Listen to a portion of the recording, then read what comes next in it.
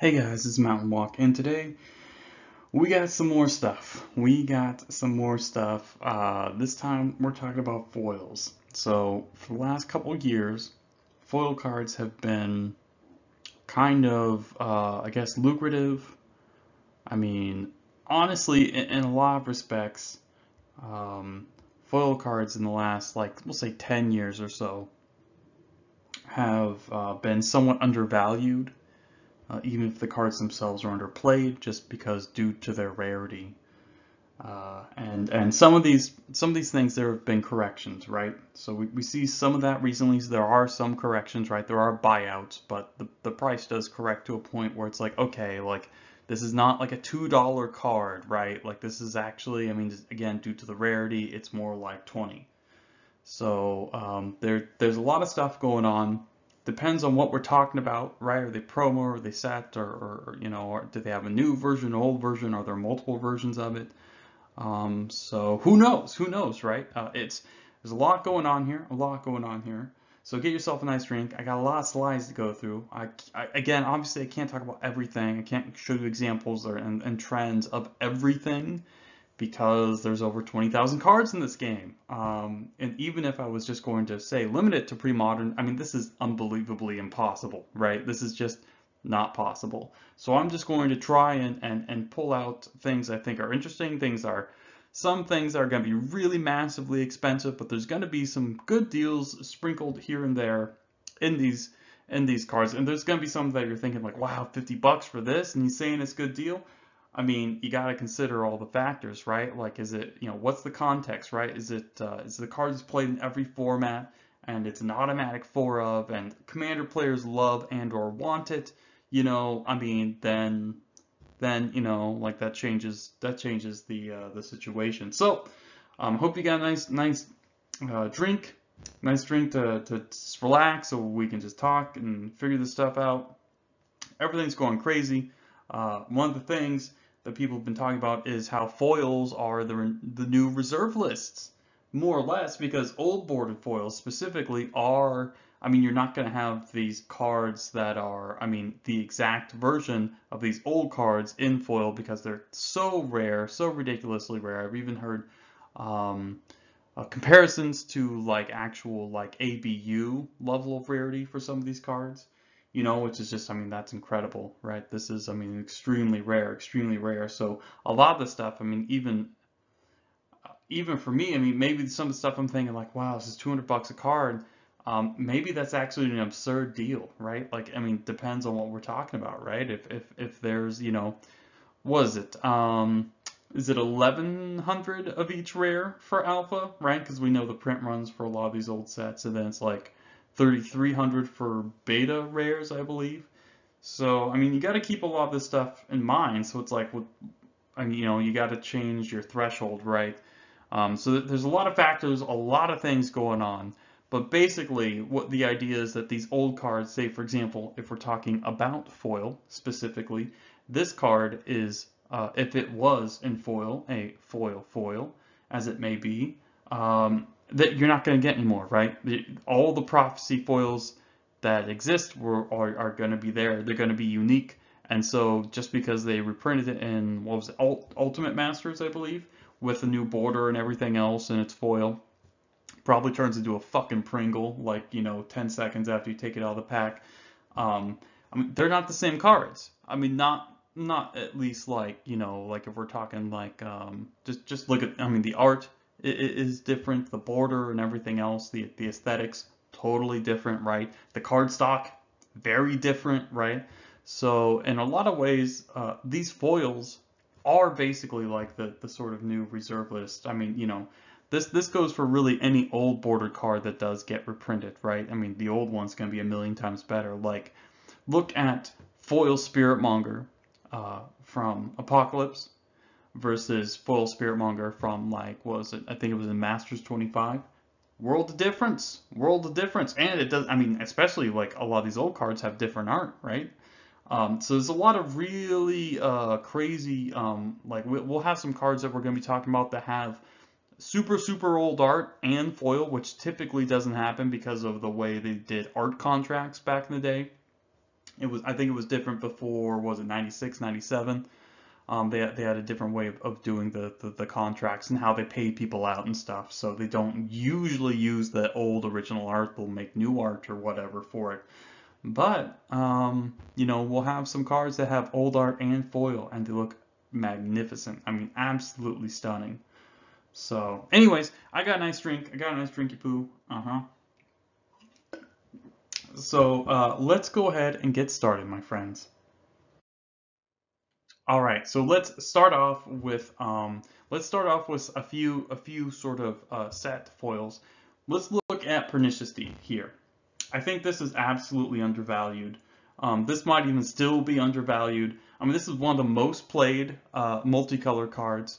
I think it's just, I mean, I think it's actually one of the, I think it's in the top 50 most played cards in general. I think it's like 40 something, at least according to EDHREC.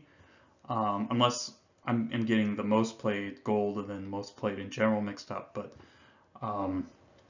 yeah, this is, I mean, this is a powerful card, extremely powerful card. And the fact that it even is better in a way now because it plays so well with Planeswalkers, because people like Super Friends sort of like spam Planeswalkers forever and ever style of decks in EDH. Pernicious D is very good because obviously it naturally just leaves them all alone and kills everything else. I mean, for how rare this card is, for how powerful and good and well costed this card is, I mean, 3-mana sweeper that you can activate at instant speed. I mean, sure, you have to pay a bunch of mana to kill like some of the bigger stuff, but I mean, this is, I mean, instant speed itself, this is just, I mean, this is incredible. This is an incredibly powerful card, and we aren't even talking about, like, say if people really catch on to pre-modern, or maybe there's some sort of Nick Fit deck in Legacy, or some sort of black-green or black-green X deck that really catches on in Legacy, or what if they reprint Pernicious Deed in Modern Horizons 2? I mean, this thing is, sky is the limit. This is one of the most iconic cards, old cards, very powerful, tons of different formats. It's obviously in one of the best decks in pre-modern, of course, the Rock. And so this is, I mean, this thing is it seems silly, but this thing is, at least over the long term, this is undervalued. So at some point, I mean, you got some time, right, to sort of figure out, do I want it, do I not, because this will probably retrace a little bit. It did spike, but yeah, this thing is, it's amazing. It's amazing. And remember, you know, like if people start really getting into pre-modern, pretty cheap format minus some of the reserve list stuff, I mean, demand's just going to go up naturally, right? And of course, demand for pimping out your old decks, which you don't have to update, right? Because it's a closed format. This thing's going to be crazy. It's going to be crazy. Andrea Mingucci, one of the Channel Fireball pros, tweeted about playing the Rock in pre-modern. He's like, oh man, this format looks great. I'm going to play this. I want to do this, X, Y, and Z, and da da da da.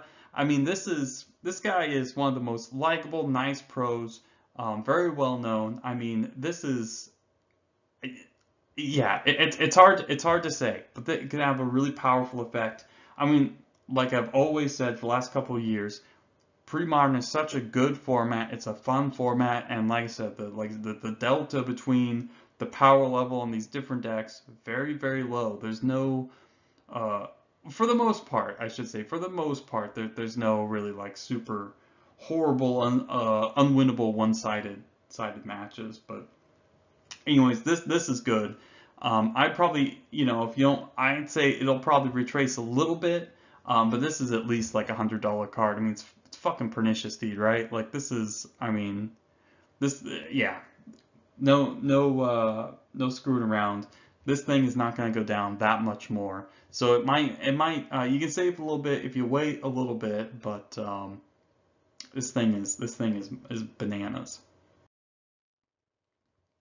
Okay, and now what do we have? We have our good friend Goblin Piledriver. Again, this is we got another old bordered card. This one, of course, well, obviously all the cards we're going to be talking about are going to be old bordered, right? Because it's going to be old bordered foil. But what we have here, a Goblin Piledriver. Again, this is Goblins actually doing pretty good in Legacy the last year or two, because of all, I mean, just tons and tons of different cards they have received from all the new sets, really from like Ravnica, Guilds of Ravnica forward. I mean, or actually before that would be like Dominaria forward. I mean, geez.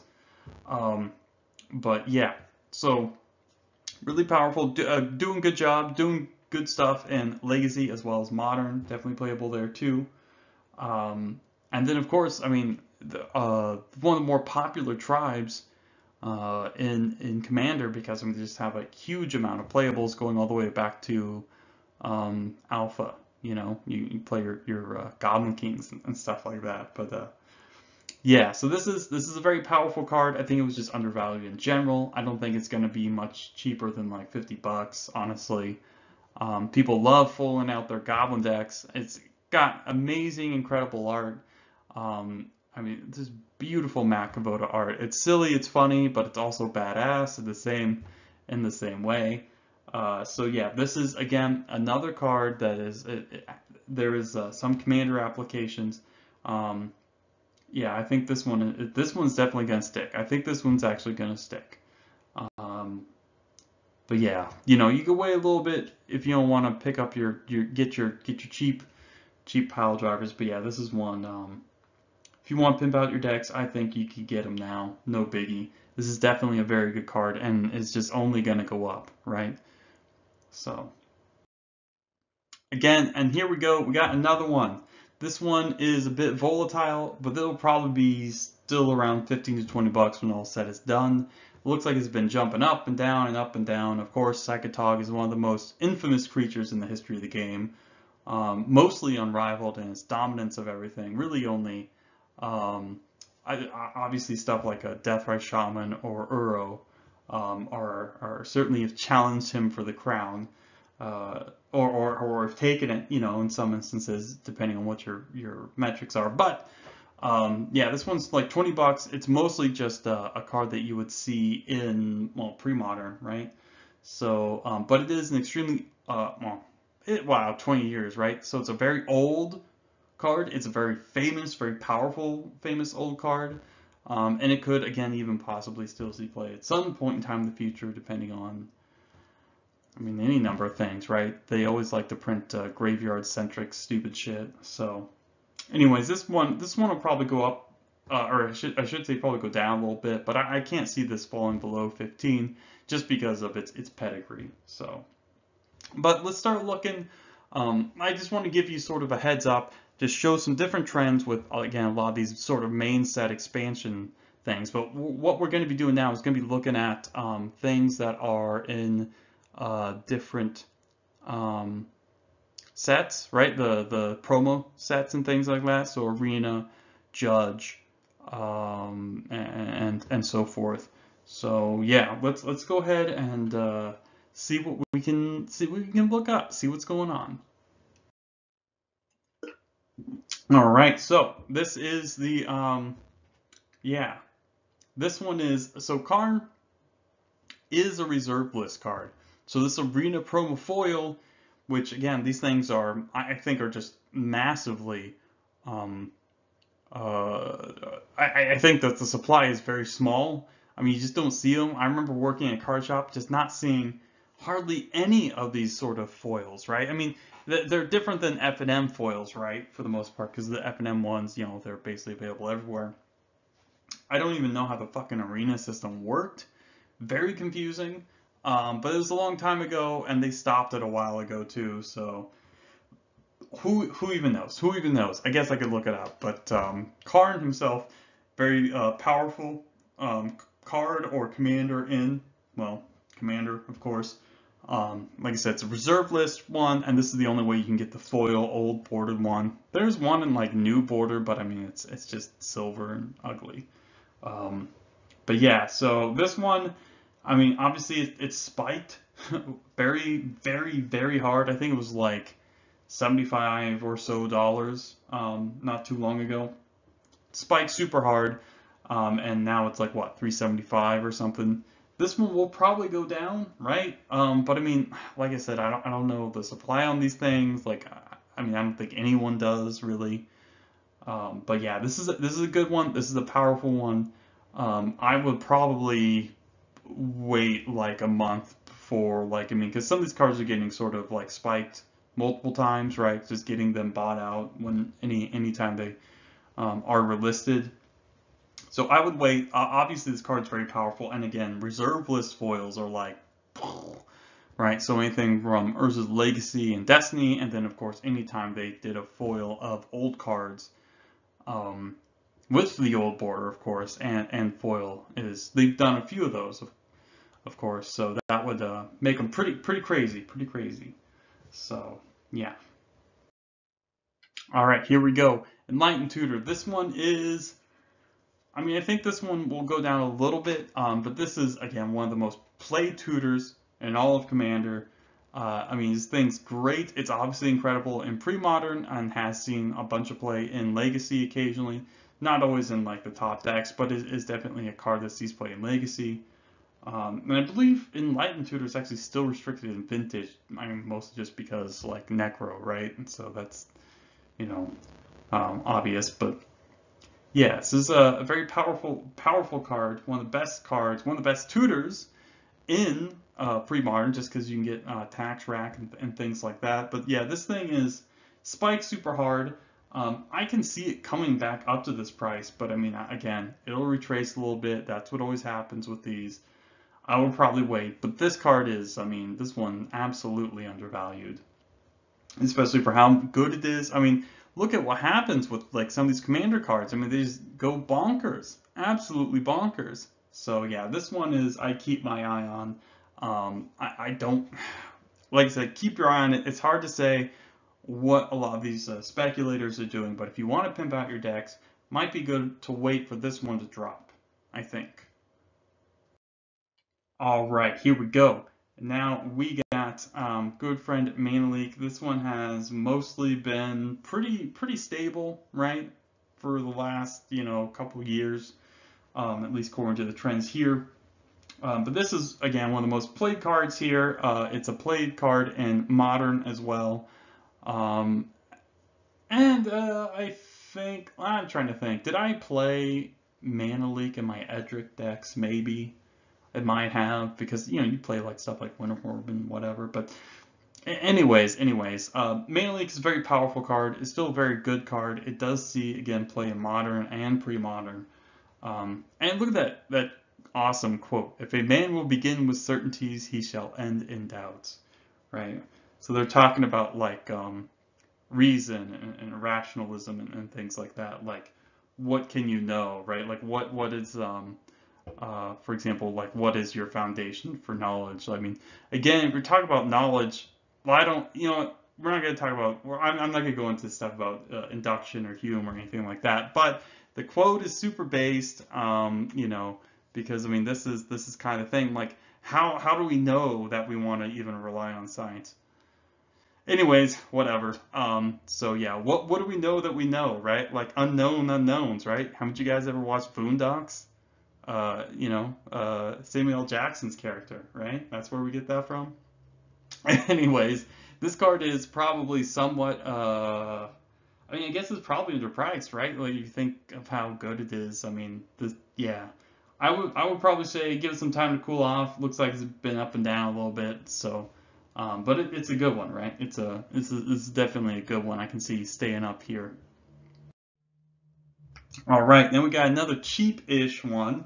This one, for some reason, hasn't spiked, even though this one does still see Legacy play and sees play in stuff like Modern and of course places like Standard. I mean, this thing is... Duress is just one of the most balanced, best cards ever printed. I mean, if Duress is good, your format's good, I would say. Yeah, because I mean, obviously, like it doesn't hurt like just the random derpy mid-range and stuff decks. But it does hurt the super spell heavy decks pretty well. I mean, because it's just one mana unconditional discard. Very cool, very cool. So yeah, I like this. It's very good. At $40, I mean, yeah, this thing has been. Again, it looks like it spiked a little bit. And it might go down a little bit more, but I mean, this thing has a pretty high floor, right? Like, we're not expecting to see this get to even anywhere less than 30, probably. Duress is good. It's one of the best cards. It's obviously, like one thing that holds it back is that it's not good in Commander. But yeah, I don't see this thing dropping. Again, all of these arena promos and stuff, I think these are all fairly rare. Like like I said, when I was working at card shops, I never saw them for the most part, and I never really saw them like when I'm trading stuff for people. So something to keep in mind. Something to keep in mind. All right, we got Guy's Blessing. This one is like it's just kind of whatever. I mean, it does see a little bit of play in Modern as a one of, like in sideboards, right, against mill decks. I mean, it is what it is. It's fine. Again, it sees a little bit of play in pre-modern. Again, mostly the Oath decks and one or two other places. I'd probably stay away from this. It's certainly a famous old card. It's good in, like the vintage Oath decks, but they're oathing up slightly better things than what's available in pre-modern. But for the most part, there's no place for this card at the moment, and I don't really see that ever changing. The sort of cards that they're just like, oh well, now we'll have this sort of inevitability. I mean, these sort of ones are not that great. So I'd stay away from Blessing. I mean, unless you really just wanted to have the shiniest Oath deck of all time, because there are foil Oaths too. So, anyways. Okay, this one, look at this. This is, I mean, again, this one could be played, like, right, I think Pillage is played in the Ponza decks in Modern. So if you want, like, a really super fancy one, I mean, this is great. I don't see this one really going down. It's been pretty stable since forever. At around 20-ish or so, now it's like 28 at the moment. I don't see this one dropping. This one's a very solid card. Again, of course, very good in pre-modern too. Kills Massacres and kills lands. Very nice, very nice. Good card in general. Yeah, again, one of those ones that will slowly rise a little bit, but it's not like, again, no applications really for the most part in Commander, so that's going to affect the price, of course. All right, Edict. This one is pretty cheap. Pretty cheap. This one is much less than it used to be, I believe, because of Liliana's Triumph, which is mostly just a better Diabolic Edict, except, I mean, yeah, it's like basically a strictly better, right? Because you sometimes get the discard. But yeah, this is great in old formats like pre-modern, and of course there's even, yeah, mostly just pre-modern, right? So I would probably stay away from this one. I think this one will fall. The only way it would go up is just because it's like a old famous card, right? But I mean, no one's going to be, again, outside of spikes and buyouts and stuff, but who knows? I would probably stay away from this. It'll probably go down some more. Just because there's no real demand for it. And in fact, just because of Liliana's Triumph, which is basically really just a strictly better version. No reason to play Diabolic Edict. So, all right, we got good deals. Good deals. This thing, will this drop? Maybe, possibly. This thing could drop a little bit, but $6 for your little your sex monkeys, not a bad deal. Not a bad deal. Like, look at this guy or girl, or guys and girls, or I don't know, like, who even knows what these things are doing. This is a great card, played primarily in like survival style decks, to tutor up your monkey that destroys stuff. So yeah, good card. Definitely really cheap. I'd say, again, just due to some of the volatility, I'd probably wait a month or so. It may drop a little bit. I would be surprised if this spikes, just because there's a strictly better version and a newer card. But yeah, definitely this is a good deal. Well, let's keep going. Let's keep going. Can we find any good deals? Any more good deals? Yes, we can. Now, I don't know, Pouncing Jaguar, for example, in pre-modern, isn't played very much. because I think it's mostly probably just worse than the other options like, well, wild dogs, right? Because you can cycle wild dogs. But this isn't a bad card. If you want to play Pouncing Jaguar in your Stompy deck, I mean, I think Stompy's like fine. Like I think it's a fine deck, right? In pre-modern. So yeah, I mean, I think this basically isn't going to get any cheaper. I mean, you can't really get much cheaper than a couple bucks, right? So yeah, keep this one in mind. This is definitely a card if you want to pimp out your Stompy deck. This is a good one. This is a good one. But it's not needed, of course, right? So just something to think about. Mm, Another cheap card, but this one I think is probably played. Yeah, I guess this would be played more. There are just places where you can play Arc Lightning. It's great in like mid-range style decks where the splitting up the damage is good against other weenie decks, right? To give you card advantage and wipe the board.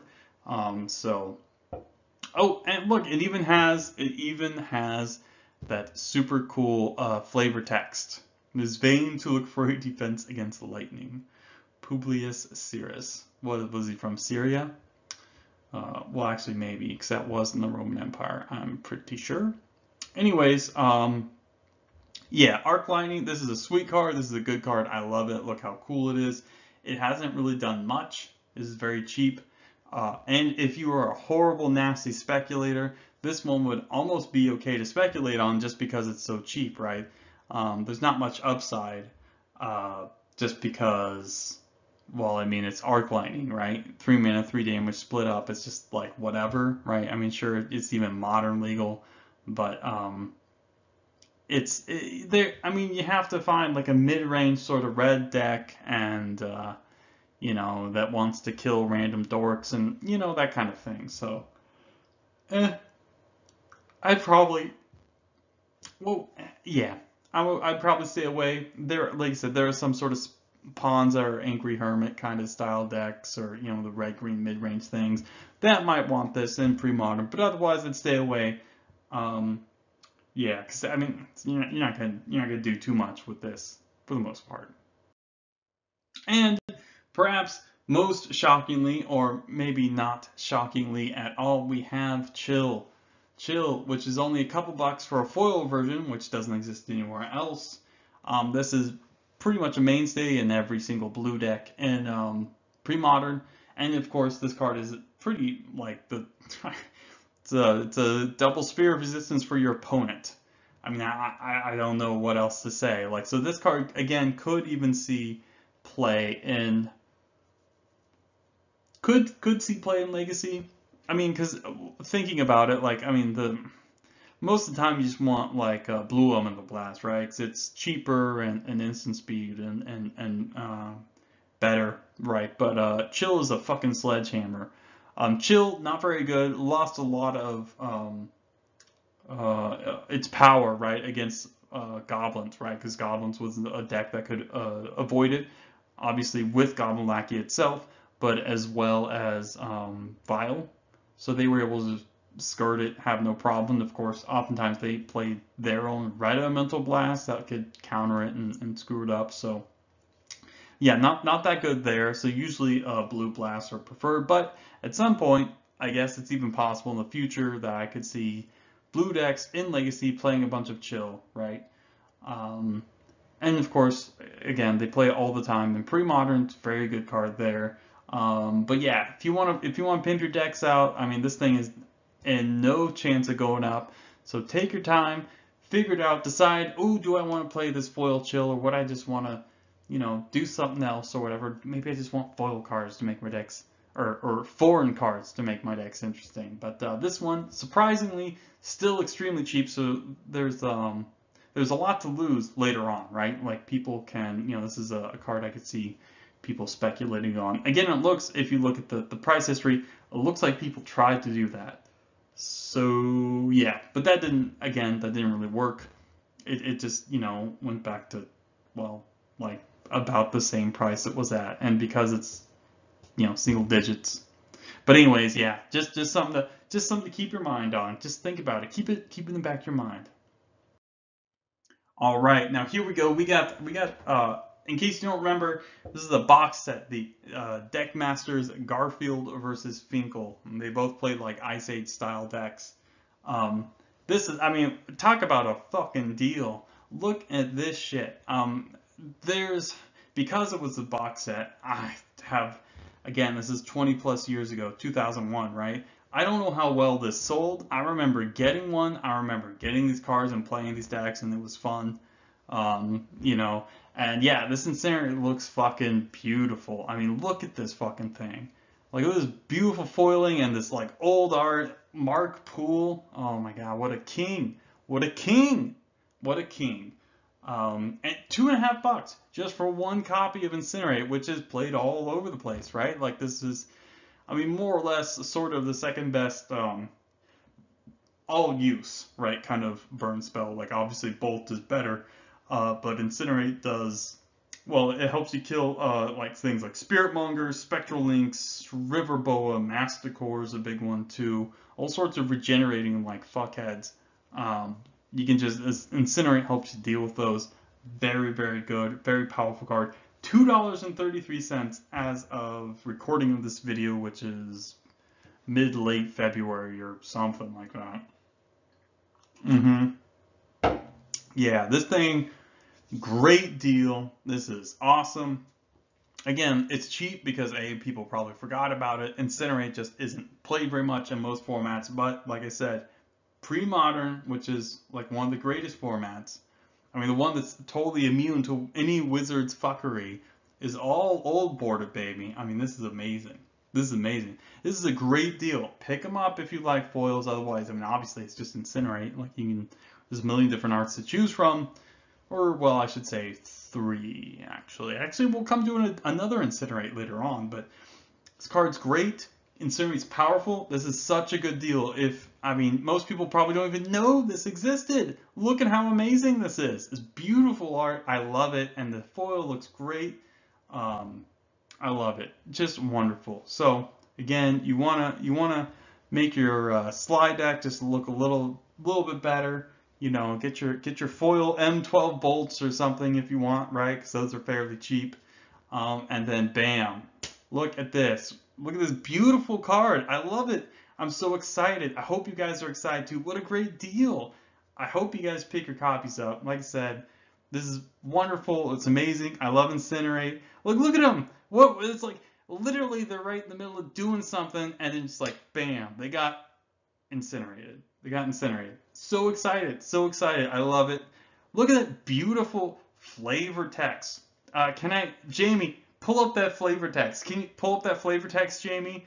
Yeah, that's the one. Yeah, look at that flavor text. It's doing mushrooms and throwing it shit at something else. Thank you, Jamie. Yes, let's return to Monkey. All right, let's go on. Let's go to the next card. This thing is great. I'm so excited. Holy shit!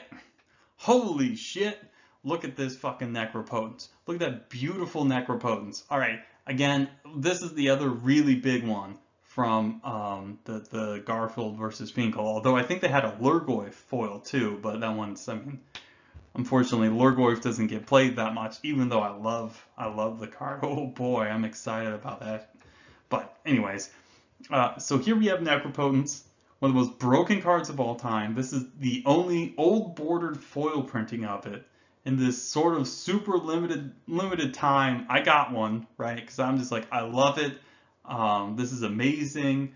I at some point I just remembered, I was like, I think it was probably after getting like, you know, my $2 Incinerates or something. I was like, wait, oh, wasn't there a foil Necro? And then bam, I got it. I love it because it's so good. Like, think about like for example, this is one of the most just one of those broken cards, right, ever printed. Like, I mean, probably top 10, pretty easy, right? I mean, you just don't get this kind of card efficiency. You just don't get this kind of beautiful art. And look at the text. The text is all sort of modernized with the typeface and the wording and everything else. I can't think of the words, but it's amazing. A beautiful art, amazing old bordered foil. I mean, it has everything sort of just laid out very nicely. I love it. I am excited. Well, it's 180 bucks. It obviously spikes very hard, but I mean, is this thing ever going to go down? This is definitely not its ceiling. Are you kidding me? This card's legal in Commander. It's one of the best cards in Commander. You know what? You know what Commander gets this guy? Zur. Zur just pulls the Necro out of your deck. Zur is a very good commander. It's like, oh, here's my Necro. Like, I mean, 40 life. Like, I mean, this is a fucking joke, right? Like, how is this card legal, right? It's like, oh yeah, you know, we gotta ban Gristlebrand and we gotta ban Yawgmoth's Bargain, but Necropotence is fine. Are you kidding me? Right? Like, how absurd is this, right? Like, 6 mana enchantment, 8 mana creature, 3 mana enchantment. These guys on fucking crack. Like, I just, oh my gosh, it's just so funny. I mean, how do you? I mean, anyways, I don't want to make fun of the Commander ban list. It's a joke, but I mean, anyways. So this card, a lot of its value, of course, is just because it is legal in Commander. And to talk about famous cards, famous old cards, I mean, you can't get any better than the Skull. The art, incredible. I mean, just as a collector's thing, art is incredible. The foiling is amazing. It looks good. The typing is very clean, even though it's got a pile of words. It's just so beautiful and fresh. Amazing, amazing. I mean, you probably want to wait if you want to get one of these for your commander deck. I mean, shit, I guess this card could be unbanned at some point, anytime. I mean, even Wizards, I think, mentioned something about unbanning in Vintage, which is just like, or I should say unrestricting, which is, I mean, that's another conversation entirely, but I know Vintage Storm pilots have said that, like, yeah, you know, pretty much every time I go Ritual Necro, I win the game. Like, I mean, so if you have 4 Necros instead of 1, I mean, you know, like, whatever. I love Necropotence. Who gives a shit? Anyways, beautiful card, wonderful card, most powerful card, extremely famous, very high pedigree, right? Beautiful everything. This is perfect. The price is $1 billion, but I actually could see this going a lot higher, a lot higher. So keep your eye on this guy for the next month or so. See what happens. But when it starts dipping, just wait for it to even out, and then that's when you buy in, because this thing is not, it's not going down. It's not gonna be like 15 bucks, right? When I got it, like, that's just not happening. Like, nope. All right, so let's talk about a couple arena promos, or a class of arena promos that are not foil. So most of these, except for a couple cards, are basically lands. They're all just lands, but they're very beautiful lands. So the one we're looking at today is a basic swamp. This is, for some reason, the most expensive one. Normally it's islands that are typically the most expensive in these cycles, of course, because it's blue, right? This is just, blue is pretty good, right? So anyways, but this one is a swamp. It's the most expensive one. It's $34.73 as of time of recording. And this one is the one from 2003, so released around Onslaught block. Looks like it's, you know, the art itself. This cycle of cards, or I should say this cycle of promos, whatever, all the basic lands from 2003, looks like they are based off stuff from the Onslaught block. Like the island looks like it's from Otaria, I should say, I think.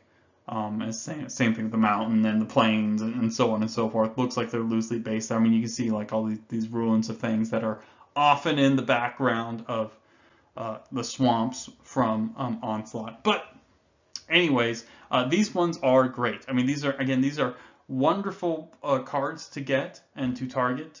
I mean, sky's the limit, right? On basic lands, just because basically, no pun intended, sorry, every deck needs them or wants them, and if you want to pimp out your decks, I mean, these are great.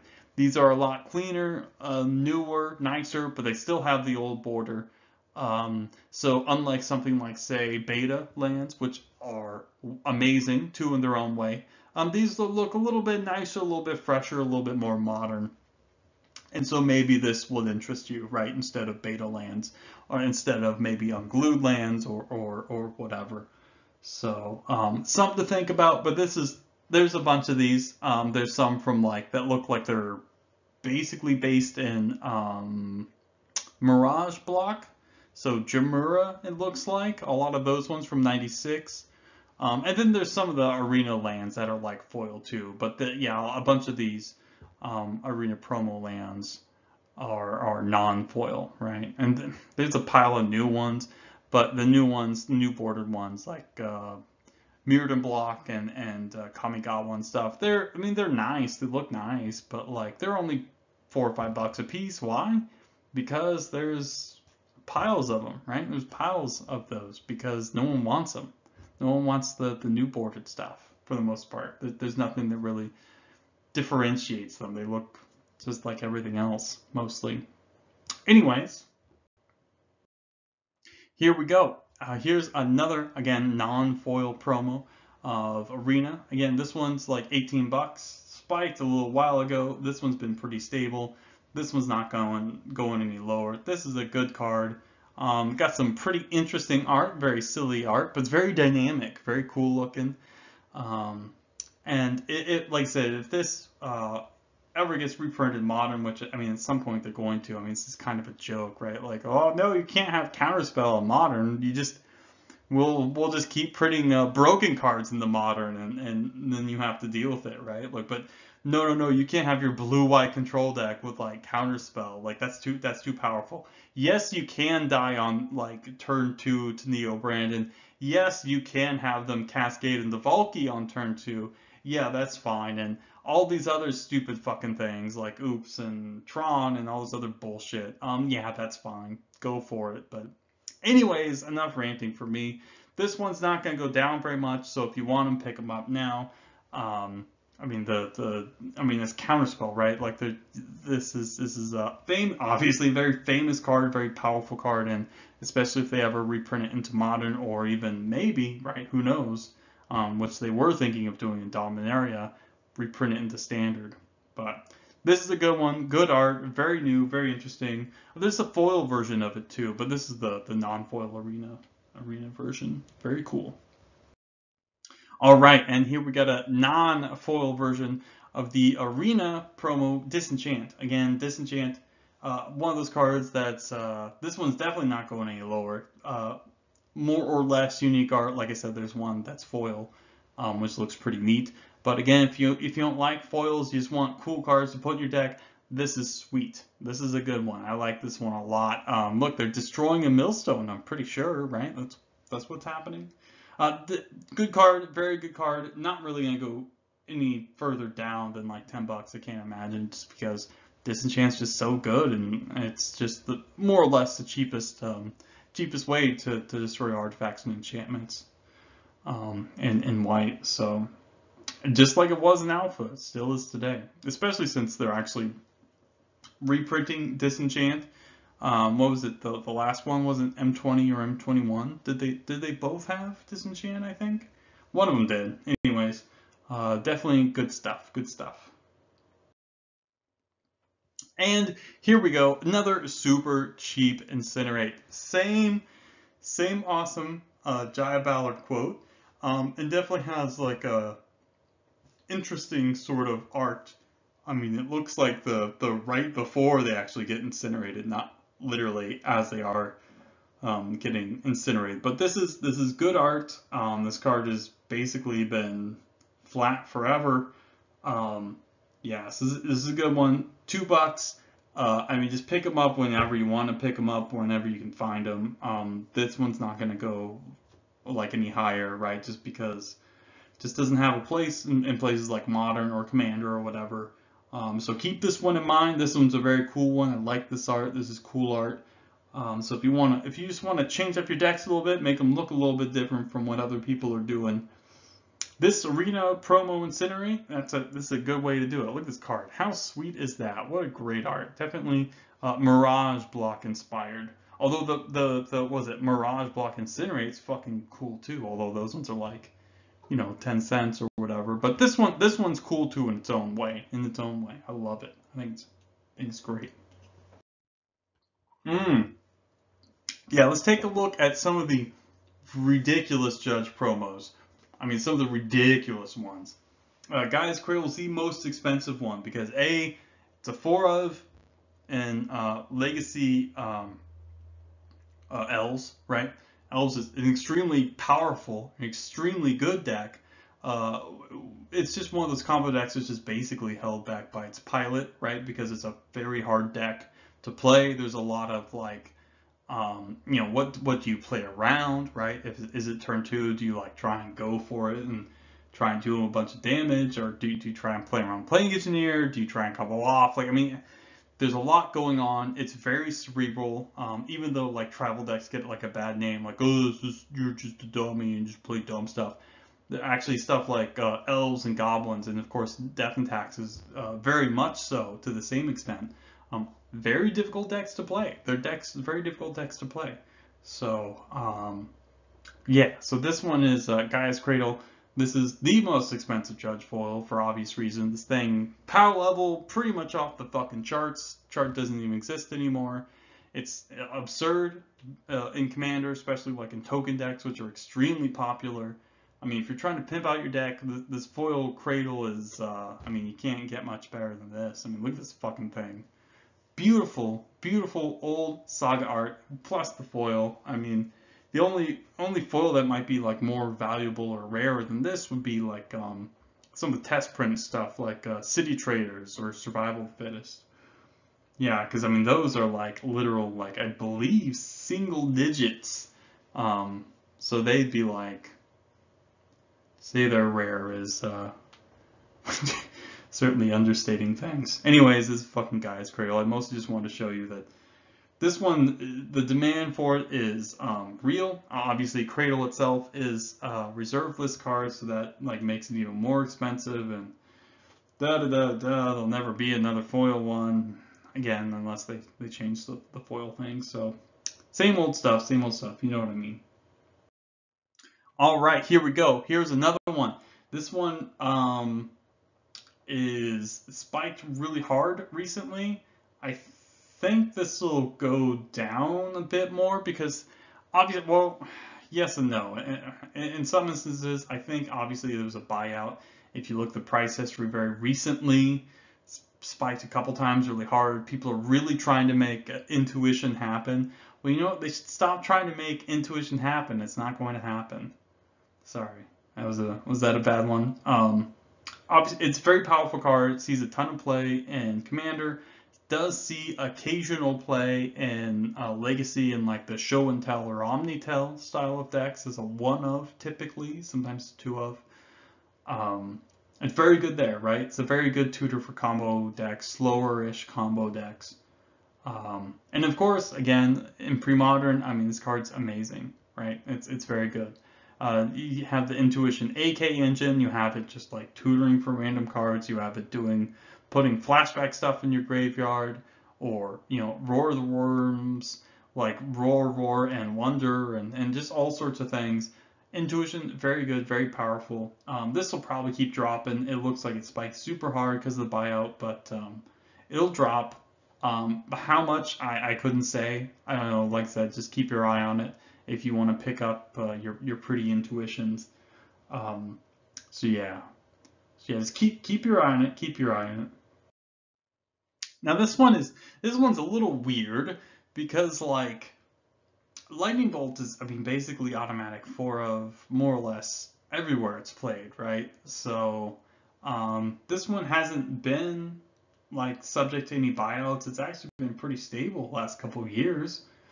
So yeah, I'm not sure what's going on here exactly. Again, maybe it's just because it's not a Commander card, right? I mean, Commander seems to drive the majority of price fluctuations. But Lightning Bolt is definitely one of the best design cards of all time. It's very famous. Sees a ton of play, pretty much always a 4 of.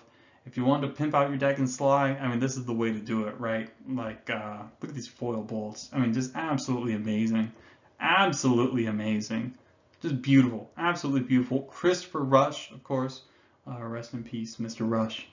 Um, yeah, I mean, what can you say? What more can you say about Lightning Bolt? This one is appropriately costed, or at least its price, right? Is it $500? Should it be more? I mean, who knows? But I don't know. I would probably pick up these sooner rather than later. I mean, there's no way it just stays at this level, especially if like Bolt decks. I mean, okay, Bolt decks are always good. I mean, because you have Delver and stuff in Legacy and a bunch of decks in Modern. So, I mean, who knows, right? Like, it gets a reprint in Standard. Again, not impossible. It could spike the card. So who knows? Keep your eye on it. Keep your ear to the ground. But yeah, this thing is pick it up sooner than later if you want to pimp out your decks, because this one's not going down. I mean, it's fucking Lightning Bolt, dude, right? Like, there's a good chance this is actually really underpriced at the moment. Um, but only because like people can, oh, I can just use the M11 foil ones and blah blah blah. Anyways, let's move on. Mm. Here we go. Now we have Enchantress. This one spiked super hard. There's probably is this. I don't know how popular Enchantress decks. I've literally never played against someone that actually had an Enchantress deck in Commander, so I don't think they're very popular there. Obviously, it's a very fringe Legacy deck. It's okay, but it obviously has a lot of weaknesses. Now, if they unban Earthcraft, I mean, you'll see some fucky shit going on. So, especially since the Earthcraft Squirrel Nest combo does really sort of does take the deck to another level, because this is just such a, just being able to slam these down and then like kill them next turn. Very powerful thing. So keep that in mind. There's that, possible unbanning in Legacy. I mean, who knows, right? What Wizards will do. They're, again, typically fairly conservative with Legacy unbannings, but Enchantress, of course, very good in pre-modern. Enchantress is basically more or less the same thing as the Legacy version in a lot of respects, right? There's only a few cards that you're really missing that you don't have equivalent versions of from older sets. So yeah, keep your eye on this one. This one spiked hard. I think this will retrace a little bit. But yeah, keep your eye and your mind and your things and stuff. I mean, like it's worse now, right? Just because of Plague Engineer. Poor Enchantress gets hit by Splash Hate there. So, anyways, let's go on. Look at this thing.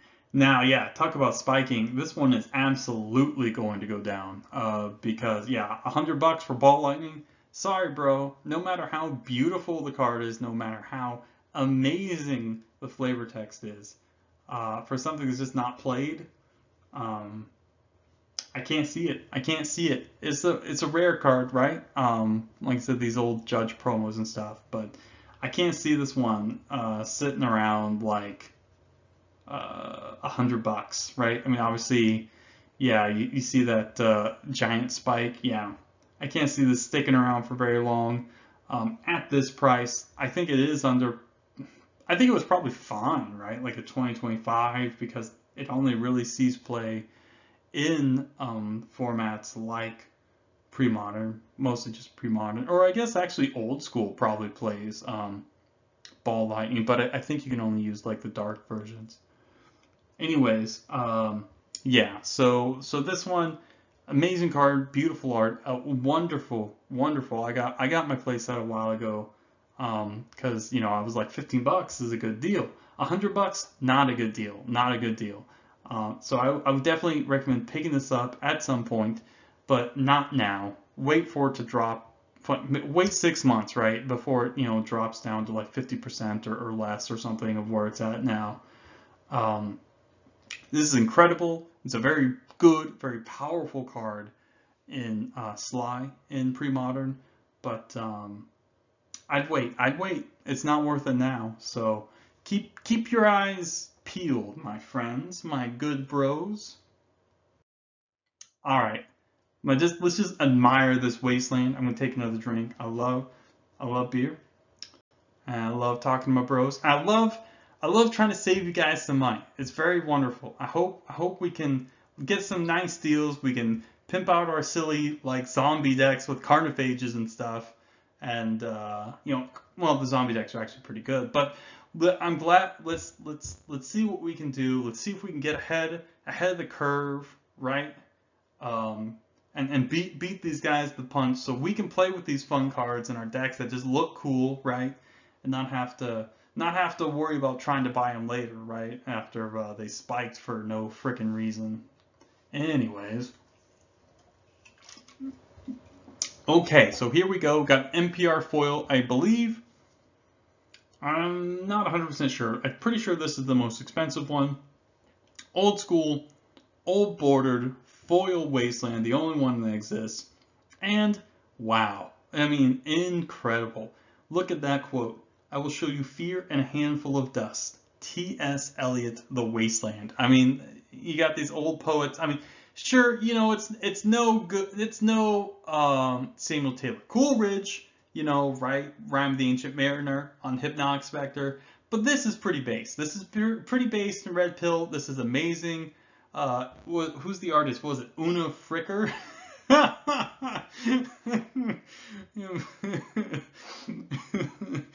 Una Fricker. Fucking kidding me. Anyways, yeah, so this card's amazing. There's no way this one's going down. I mean, old bordered foil wastelands, old bordered foil Richard imports. I mean, these things are beautiful, absolutely beautiful. I love them to death. Look how great these things are, you know. Beautiful, absolutely beautiful. There's no way this one goes down. Yeah, $200 is probably about as low as it's ever gonna go. These things are wonderful, incredible, amazing. So yeah, just keep that in mind. Keep that in your back pocket. And of course, Wasteland's a very good card in Commander too. It's basically a free roll, right? If you're looking to destroy any number of other powerful lands. Wasteland someone else's wasteland, so your Cabal coffer sticks around, right? Something to keep in mind, my friends. Okay, let's talk about F&M promos, and the most expensive one is Swords of Plowshares. Wow, can you guess it? One, again, another very well-designed card. I don't give a fuck if Morrow says, oh, this is not in White's Colored Pie. No, it is. No, it is.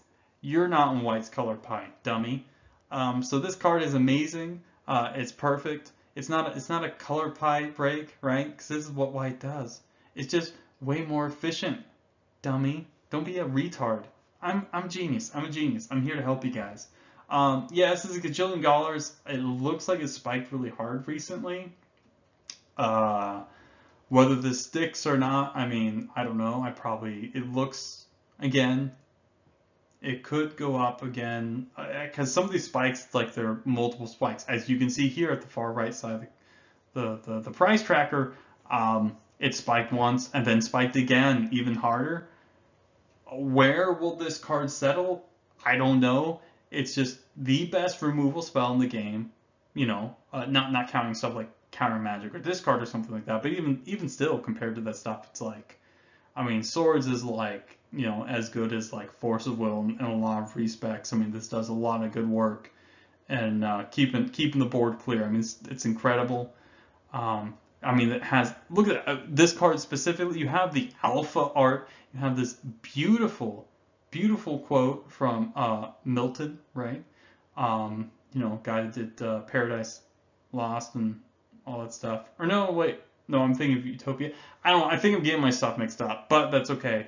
Yeah, amazing card, beautiful art, old original art, and foil. I mean, you're not even getting screwed over buying it for this price, because at some point this thing's going to be more than $250.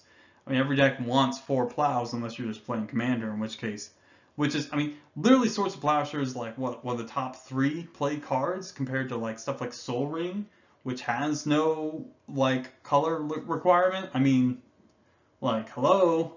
So yeah, the demand is there. The demand is there. I would say even buying it now, go for it. I mean, hey, do you think this card's going to drop that much more? What do you think is going to happen in the next 6 months, 12 months? How about the next 2 years, 5 years? Do you think this card's going to drop? Do you think, I mean, is that possible, right? Like, not happening. So in this one case, buy into the spike. You might actually save money in the long term. This card is ridiculous. What more can anyone say about Swords to Plowshares, right? What more can anyone say about Swords to Plowshares? Oh, I love this card. I just love powerful removal spells. I love just, oh, it's so good. I love playing it in Death and Taxes. I love playing it in Miracles. I mean, it just does everything. I love playing it in my Goblins deck from like 10 years ago, or I love playing it in like zoo decks, and I just all sorts of shit, all sorts of shit. It's too good. I love it. This one, hot on its heels. Um, well, sort of. It's about half the price, but Querion Ranger. This card is amazing. Again, another old border card with no actual foil version, except for the promo one, the F&M promo one. Played, I mean, this again, another 4 of, automatic 4 of and L's. Absolutely beautiful art. Oh God, this one has a Henry David Thoreau quote. I mean, okay. I went to the woods because I wished to live deliberately. That's very beautiful. Yeah, he went and secluded himself from society. Thoreau did. So, I mean, this is a very cool, very wonderful stuff. You know, I mean, look, yeah, some of these guys are, you can just say, oh, they're just Enlightenment dudes or whatever. And it's like, okay, I get it. I mean, look, these dudes, sure, they're not as cool as, like, say, you know, the Socratic philosophers, but that's not really fair. That's not really fair, is it, right? Anyways, beautiful card, beautiful art, even though it's like, oh, it's not the most perfect, like, technically or whatever. The girl looks a little wonky, right? Not a super cutie, not a cutie anime elf, that's for fucking sure. But, you know, still an incredible card. Still played a ton. A ton. Like I said, automatic 4 of Legacy elves since forever. Really great in land flight, green decks. So not just elf decks, but also in like in Commander. I mean, untaps stuff, so you get to abuse, you know, all your tapping things. So I mean, this is amazing. Of course, I even need to say it is really incredible in places like in the Stompy decks, in pre-modern, of course, in the Elf decks, in pre-modern, right? Multiple triggers on Priest of Titania, tap, tap, tap stuff. So, I mean, really, really incredible, really powerful card. I mean, it's not getting any cheaper than this, right? It already spiked earlier, but this is its normal price now, right? It's 130, 40 bucks. This is a insanely powerful card. And even though it just seems like, oh, whatever. I mean, like, look, it can even let you dodge, like your dual lands, right, or shock lands, or dodge, like wasteland effects and things like that. I mean, it does so much. It does so much, and until and unless you played with it, you don't know that. But this card is incredible. It's beautiful. I love it. I love it. This is a good buy at this price because you're just not gonna. It's not gonna go lower. It's not gonna go any lower. These cards are fucking rare as shit. So keep that in mind. Speaking of Priest of Titania, this one, yeah, this one I'd probably wait a little bit. It just spiked. Let's just relax for half a minute. This thing will drop. But again, another great card for the Elf decks in pre-modern. A great card in Elf decks in Commander. Not played in the Elf decks in Legacy. Of course, it's a little slow there. Most of the cards there are just 1-mana elves, right?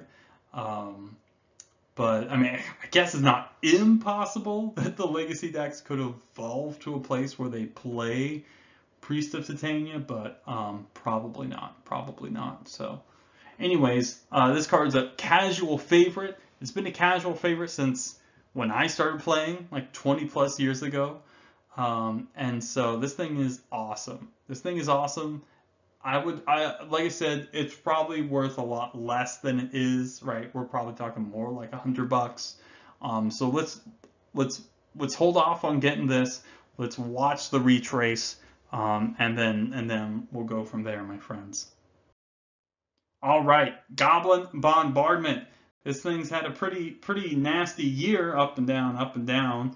So I'd probably wait. Let's chill out. Mostly, this is played in Commander, right? It's an incredible sack outlet, but it has seen a little bit of play in Legacy as a one of or two of sometimes.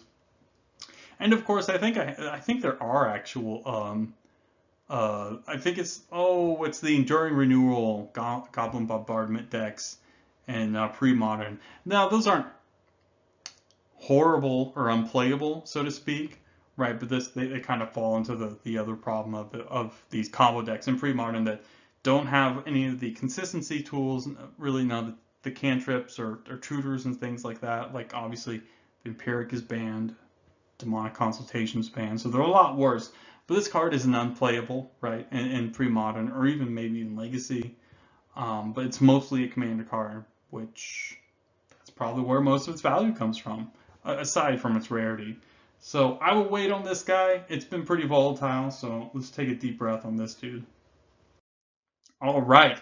And unlike that, Aura of Silence is the opposite. I think this card is great. Again, it doesn't really see any play in Legacy. It is legal actually in Modern because it was in 10th edition, but there's no decks that really can take advantage of it as far as I know. But this is a great card. I love it in Commander. It's very powerful, right? Makes your opponent's spells. So this one's a asymmetrical sort of lock piece kind of thing.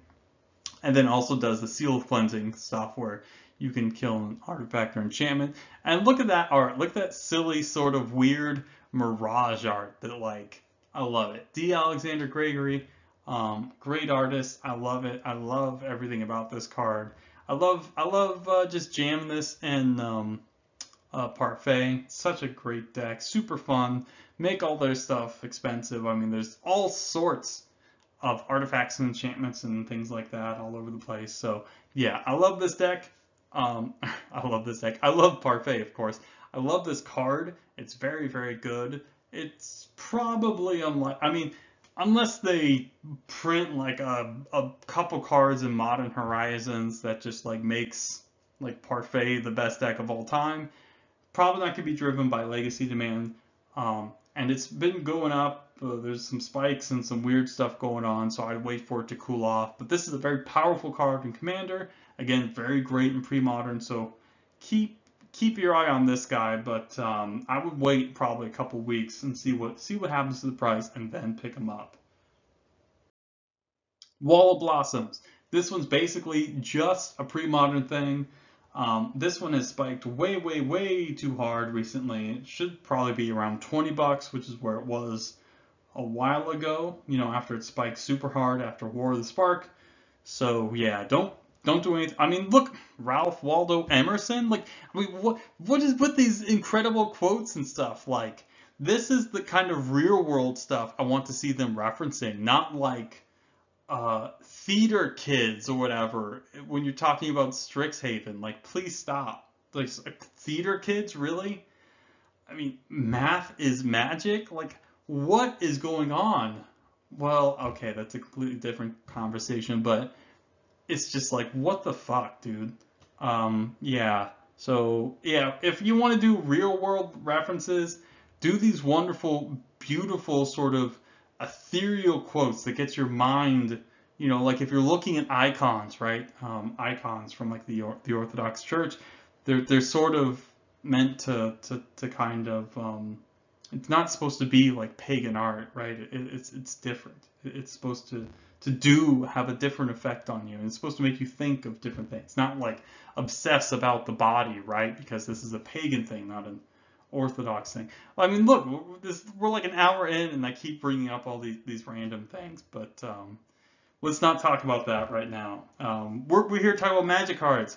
Anyways, this Ralph Waldo Emerson quote: Everything in nature contains all the powers of nature. Wonderful, beautiful. I love it. This is great. I mean, not only just that the art of Wild Blossoms is incredible, like, you know, just getting buried under all these flowers. Um, I mean, Heather Hudson, amazing.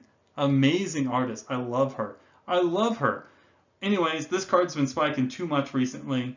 This thing's gonna drop down to like 20 bucks because it sees no play anywhere. Of course, when it drops deck, about to probably around 20 bucks, pick them up. Again, I don't think a lot of these cards are gonna go down to like single digits again, just because of their rarity, you know. Or I guess this could see play in the oh,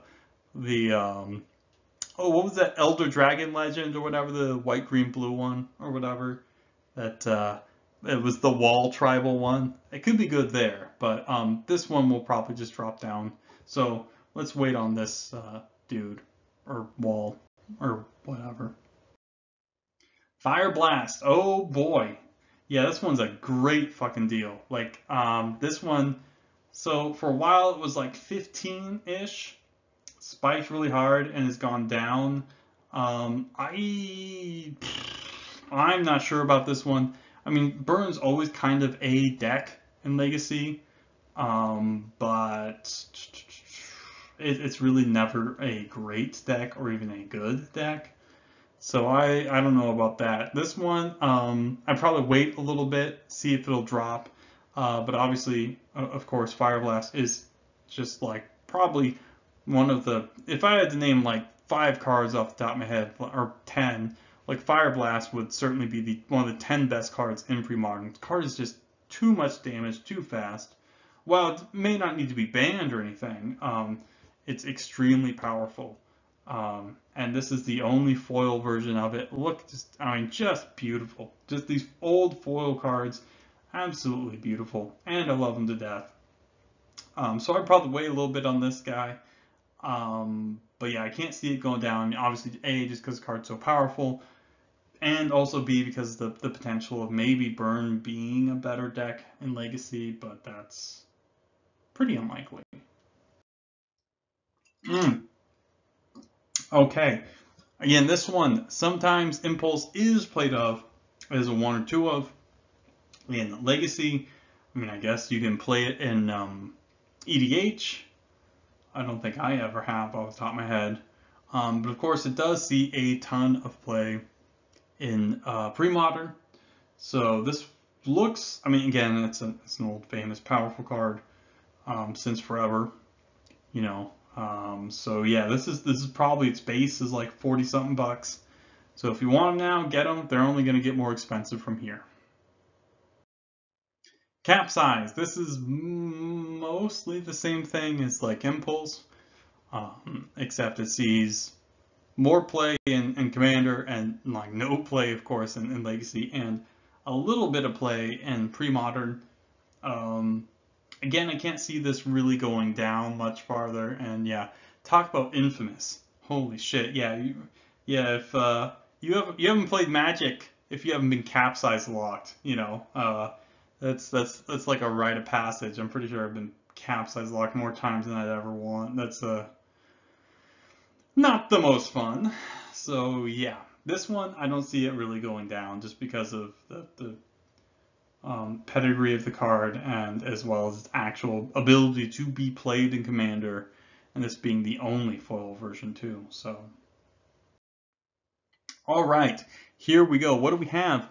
We have somehow this Llanowar Elves card. I mean, this one's a little puzzling, right? Because this one is just basically played in every elf deck ever. Off the top of my head, I do not, for the most part, I don't think Llanowar Elves is played in the Legacy Elf decks. I think it's usually like something like Birchlore Ranger or something instead.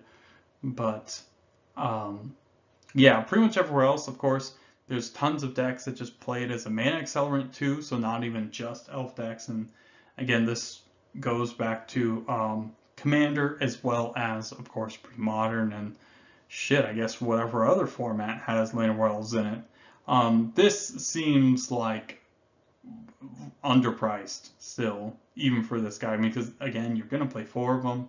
This is way underpriced, honestly. So I would definitely pick these up very, very soon if you think about wanting to play with them. Because like this one is going to be super vulnerable to spikes. If it hasn't already spiked by the time you get this video. Yeah. So this thing is, I mean, it's Lane Royals, right? Like this thing is just played all over the place. So tribal decks, non-tribal decks, just green decks in general.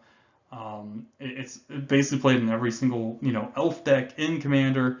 It's basically in a lot of decks that even just play green in Commander for the most part. I mean, there's not much else to say about this guy. This is super underpriced for 35. A playset for 120. Yeah, I could see one being like 120 at some point. And it has the old alpha art too. I mean, what? The only other foil old board one is the 7th edition one, which looks great, of course. I like the 7th edition one too quite a bit, but they're sort of different, right? So yeah, this is ridiculous. This one's gonna spike hard for sure. Okay, Crystalline Sliver. Yeah, this one again also very, very good. I guess you could say mostly Crystalline is a commander card, right? Because the Sliver decks are actually pretty ridiculous in Commander just because of how hard they snowball and just like how impossible it is to even tell. Like, I mean, it feels like you need to wipe the board of the Sliver player like every fucking turn, otherwise they just explode out of control. So yeah, this thing is obviously underpriced, at least in the long term. And I guess there are some like Sliver decks in pre-modern, they're okay. And in Legacy, again, there are some people that play Slivers, and the Sliver deck looks okay there too. And like think about like all the last Modern Horizons, they printed a bunch of really good Slivers, or at least one really good Sliver, right? And made the deck a lot better. I mean, they can do that again in the next Modern Horizons, or maybe in a newer standard set. So keep your eye on this one. This one is definitely like it could explode at any time. So yeah. All right, Spike Feeder. Yeah, this one's okay. It's mostly in decks like the Oath decks. Although I'm not convinced that like Spike Feeder is like any better than Ravenous Baloth. Baloth, of course, is just a better standalone card, and it's basically the same, right? So yeah, I'd rather have a Baloth than a Spike Feeder. But yeah, this is interesting. I guess there is tribal considerations too if they print any more spike cards, but they haven't since Time Spiral. Those cards weren't even good. So yeah, I'd probably stay away from this one. Also looks like it's been a little volatile, so it might drop a little bit more. And here we go. Here's the foil Disenchant, the F&M promo version. Yeah, not going to go any lower than 18 probably. So this is a good deal if you want the foil version instead of the Arena non-foil version. And Forbid. This is mostly been pretty steady. A good commander card, right? If you have a card drawing engine like say Consecrated Sphinx or something like that. Very good there. As well as this is pretty good in pre-modern, being able to just discard, stuff and counter stuff. It's a good one of, right? So like late game, if you have a bunch of random crap in your hand, you can counter a couple spells and get value from those things. So that's pretty nice. So I think this is about as low as it'll go, and it could even go up a little bit more depending, right? Say if you get any more madness cards or things like that, graveyard stuff could make this sort of forbid outlet really powerful, maybe even in Legacy or in Commander at some point. And they love just pushing graveyard shit because that's what they do. Stone Rain, look at this. Look at this. This one spiked a little while ago, but it's fallen pretty hard. Just because it's Stone Rain, it's a famous old powerful card with the original alpha art. Look how beautiful that is. Look at those contrasts. Absolutely incredible. Beautiful Daniel Gillen art. Look at it. It's centered, destroy target land, baby. 3 words. What more could you ever want? I mean, sure, maybe you could say, oh, I want a old bordered foil sinkhole. Well, yeah, let's, we all do. All right, give me a break. But yeah, this is beautiful. Great card. Sees a ton of play. Well, it sees play in the. I don't. Trying to think. Does actual literal Stone Rain see play in the Ponza decks in Modern? I don't remember. But of course, any of the red or red green decks that wanna destroy lands, they'll play it in pre-modern. This is great there. I mean, really, 15 is about as low as you can go for this kind of effect. For this kind of card that's so old and famous, and look at this old art. I mean, what more do you want? Very good, very cool. River Boa. Again, this one seems random amount of play in pre-modern, nowhere else. If you want them, get them. Otherwise, don't worry about it. It's not like it's going to go up if you change your mind later. So, yeah, but I still got that good flavor text. Okay, and Carnifage, and another card that's probably going to stick around $10. Mostly just because it's old and famous and it's foil and there's no other foils. And oh, it has a Dante's Inferno quote. Alright, that's pretty based. That's pretty based.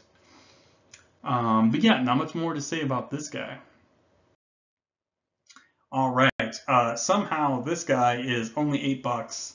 I think I got mine for like $3 or $4 or something. This is a super good deal.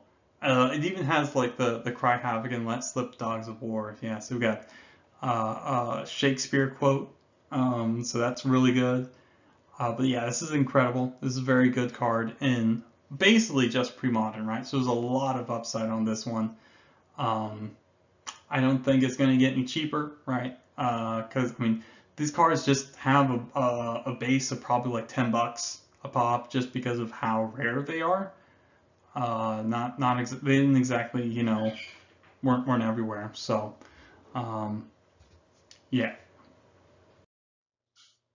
All right. So, what we have here is Bottle Gnomes, baby, and well, I mean, it's Bottle Gnomes. I'll drink to that. I love Bottle Gnomes.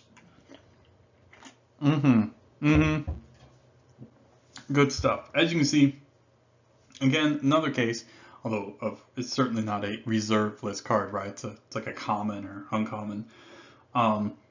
This is a card that the only foil is the FNM promo. It's a very awesome card to play in, say, pre-modern. It's basically the only place where it's played. I mean, $5. This thing spiked hard, like triple its price, and then came down. I mean, these ones aren't going to go any lower than like $10 ever.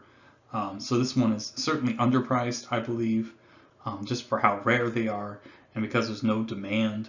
But it's an old, sort of famous-ish card, right? This is so good against all of the aggressive decks, red decks in particular, of course, because, the burn and things like that. 3 mana, 1/3, blocks and kills pretty much every creature they have. And if they try and kill it, you gain 3 life anyway. I mean, it does everything. This is awesome. It's so good. It's a great card. Great card for pre-modern. Pick them up now. You're gonna need them in your sideboard. Like I said, again, only if you care about the foil stuff, right? If you don't care about foil stuff, pick up your 2 cents Bottle Gnomes from Tempest or something. So, yeah. I mean, not much more to say about this guy. Although I love it. I love this card. I love Bottle Gnomes. Like, look at that flavor text. Got Karn talking and these silly sort of cards, and looks like you just want to pop one open right now. Like a beer, which I love. All right, so here we have another card that is, I mean, yeah, this is basically, this is probably, I think it was the cheapest FNM old bordered promo foil that is playable. Even the random stuff like Black Knight is like 20 bucks. This one, I could see playing this in like a mono black control deck. I'm not 100% sure. I mean, Corrupt's probably better most of the time, but yeah. So this is the cheapest one, but it is cool because A, it does have the old original. This is the alpha art, pretty sure. So yeah, but I mean, this one definitely I wouldn't get unless you really were like, I want to play foil mono black control. Give me these foil drain knives. I don't think, not 100% sure. I'm pretty not sure if this is better than Corrupt. Corrupt, you can get like 7th edition Corrupts that are foil, but anyways, that's beside the point. But this is just kind of I like to end on the cheaper ones, you know, see like, oh, is there a good deal here that we can get? I'd probably pass on the Drain Life. But if you just like the card, it's only $5. Pick up your copy and put it in your binder and just look at how pretty and foil the old bordered black cards are, which is, well, very, very pretty, very foil, and very cool. All right, so thank you guys. This is way longer than I expected. I thought it was going to be at least like half an hour shorter, but thank you for sticking around. My GF Abby says she is also very happy you stuck around. Yeah, so there's just a lot of cards, and I'm glad. I'm hoping I can, even if it's just one person, I can save a little bit of money to get the cards in your hands so you can play them. That's wonderful. That's wonderful. You know, these things go crazy, FOMO and everything else. You know, so I hope you enjoyed it. If you stuck around the entire time, I love you. I love you. Yeah, you get a big heart. I hope you had a drink. You know, because this is very autistic, extremely autistic. This whole thing is autism. I have horrible, incurable autism. It is terminal. I'm sorry, my friends. I'm sorry. Oh. But that's okay. So hopefully we're able to save you some money. There's some good deals in here. Even some of the cards like the plow, millions of dollars or bajillions, hundreds of dollars really. But even that's not like a bad deal, right? Just because it's it's just so good, it's so iconic, so powerful. Even at $250, I can't even imagine that would it's not worth that much. At least, right?